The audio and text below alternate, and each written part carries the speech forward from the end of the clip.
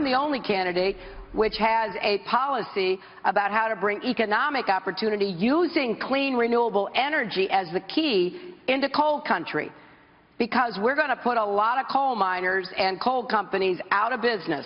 See, I'm going to put the miners back to work, and she said, I'm going to put the miners and the mines out of business. And then she comes over and she tried to explain her statement. That's a tough one to explain, wouldn't you say? Well, that was President-elect Trump, or candidate Trump then, and Hillary Clinton talking about coal jobs in Ohio and elsewhere.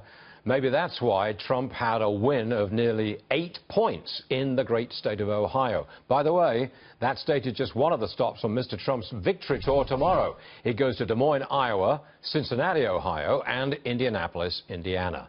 Look who's with us now, Congressman Bill Johnson. He is a Republican from Ohio. He represents part of coal country. Is that what did it, Congressman? What Hillary Clinton said about coal mining jobs and what candidate Trump said about bringing back blue-collar manufacturing jobs, that's what accounts for a massive 8-point victory? Yeah, I think that has a lot to do with it, actually, Stuart. It really does. You know, our region of the country, that's coal country, and manufacturing is fueled there by coal jobs and coal-fired energy.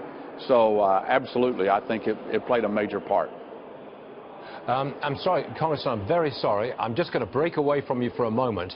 We've just got the results of the House minority leadership election, and I think who won? Nancy Pelosi re-elected on a vote of 134 to 63. Whoa. Huge win. Challenger from Ohio, Tim Ryan. Okay, Congressman Bill Johnson, can I get back to you for a second?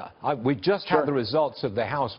I know they're Democrats, but I want your comment because Speaker Pelosi won 134 to 63 against Tim Ryan. That is a huge victory. I wasn't expecting it to be that big. Your comment, please. Well, you know, Tim Ryan and I, our districts border. We both represent parts of the Mahoning Valley. We've had a good working relationship, and regardless of the outcome of this vote today, Tim and I are going to continue to work together for the people that we represent. You know, that's up to them to work out their differences. Can't you bring him over across the aisle and bring him into the Republican camp? I mean, why not?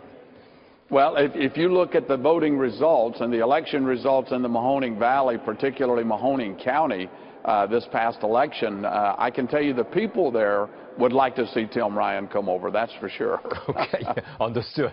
That was kind of a softball question, I think, I just asked you there, sir, but there you are. Now, Vice President-elect Mike Pence says repealing and replacing Obamacare is the first order of business, straight out of the gate. Watch this. The President-elect's made it very clear. He wants the Congress, when they convene in early January, to take up the task of repealing and replacing Obamacare first. Congressman, I want a tax cut first. I presume that you want the repeal of Obamacare first, because you voted for it in the past. Are you with me, or are you going against Obamacare? Which is it?